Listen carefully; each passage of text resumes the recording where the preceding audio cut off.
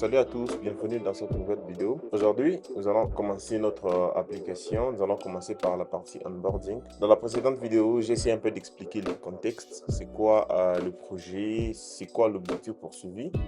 Tout au long de cette série de vidéos, nous allons apprendre ensemble comment est-ce que nous pouvons développer un produit d'application iOS dès l'idée jusqu'à la production.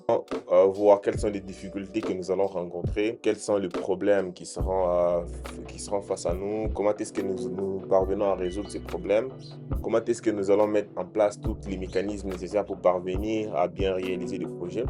Aujourd'hui, j'ai déjà passé à l'installation du projet. Pour créer un projet iOS, c'est trop simple. Vous allez juste sur Files, New, Projects. Je vous explique juste parce que moi, je l'ai déjà fait chez moi. Projects. Vous choisissez la plateforme que vous voulez. Si vous voulez du multiplateforme, vous cliquez sur multiplateforme. Si vous voulez iOS, macOS, watchOS, vous cliquez et puis vous cliquez sur Next. Ici, vous mettez les noms de votre application. Moi, je l'ai déjà fait.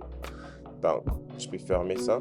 Et comment moi je structure mes applications iOS? Premièrement, je commence par créer un dossier que j'appelle Core. C'est ici où je veux placer tout ce qui concerne la logique de mon application et tout ce qui va avec. Dans Features, ici, je place les vues. Et dans chaque vue, par exemple, dans les cas où j'ai déjà démarré à travailler sur la partie onboarding, donc je crée un view modèle, un view principal. Et à l'intérieur, s'il y a des composants, je crée des composants. Et dans ressources, ici seront placées par exemple des ressources comme des images, des sons, des trucs du genre comme ça, ou bien des polices que je vais utiliser tout au long de l'application. Et après, c'est trop simple, je commence par sélectionner l'émulateur que je veux. Donc, je voudrais par exemple un iPhone 16A. Puis je clique sur Start. Nous allons voir le build. Et après, nous allons commencer par la partie onboarding. J'essaie de m'inspirer sur le projet sur lequel j'ai déjà travaillé il y a pas assez longtemps. Que j'ai déjà ouvert, je crois, quelque part ici sur VS Code. Ici, je vois que j'avais bien structuré la partie onboarding et tout ce qui concerne la logique. Donc, je pourrais m'inspirer de ça. Je pars dans Core, navigation, App States. C'est ici où j'ai défini l'état de mon application. Fini si l'onboarding est déjà complète, c'est pour permettre à ce que lorsque l'utilisateur viendra prochainement sur l'application, si il a déjà passé l'étape d'onboarding, donc l'onboarding ne va plus s'afficher.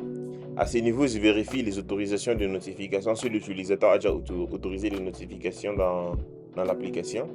La prochaine fois qu'il voudrait peut-être recevoir une notification, l'application va lui demander vous devez autoriser les notifications. Et à ce niveau, j'initialise les variables que j'ai définies à ce niveau.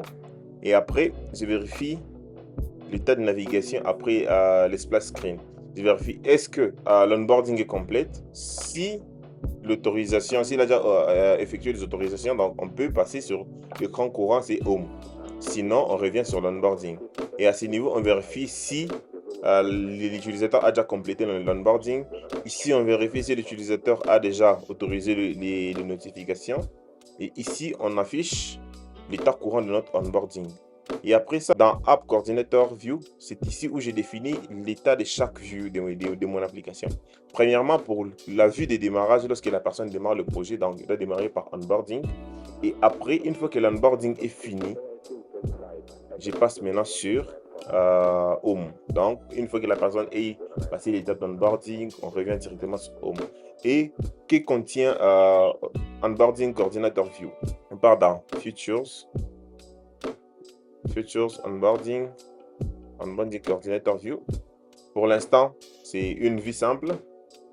J'ai défini un modèle à l'intérieur.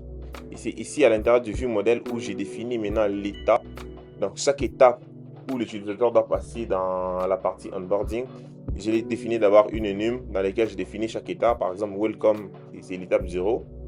Récupérer les noms de l'utilisateur, récupérer les goals de l'utilisateur, afficher un summary, donc les détails que l'utilisateur a choisi, afficher les streaks, afficher les reviews, afficher les notifications.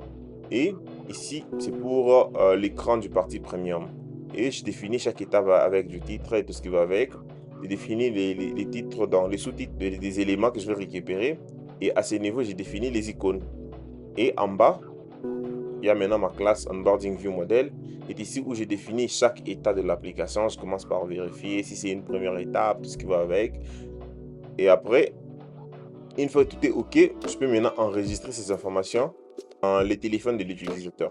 Pourquoi je vais enregistrer les données dans les téléphones de l'utilisateur? Comme je vais utiliser Swift Data, donc il n'y aura pas de back-end en fait.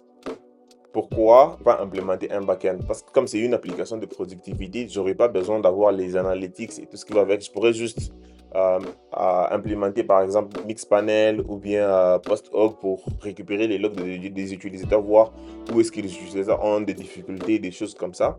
Mais toutes les données seront sauvegardées sur le téléphone de l'utilisateur.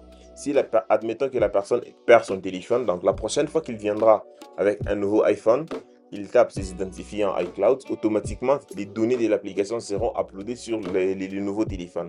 C'est un peu de cette façon-là que je vais travailler sur ces projets. Ce que je vais expliquer, c'est juste une première partie du comment l'application devrait fonctionner. Dans la prochaine vidéo, nous allons voir comment est-ce que nous allons implémenter chaque vue et voir les résultats de chaque vue et euh, parvenir à quelque chose qui est pour l'instant présentable. Pour l'instant, vous ne voyez que du code, mais dans la prochaine vidéo, nous allons voir maintenant les écrans, les vues de chaque étape, comment est-ce que je suis parvenu à configurer toutes ces choses-là. Si vous aimez ce genre de vidéos, n'oubliez pas de vous abonner et d'activer la cloche de notification. Et si vous avez des commentaires, vous pouvez les mettre les commentaires dans la description. À la prochaine!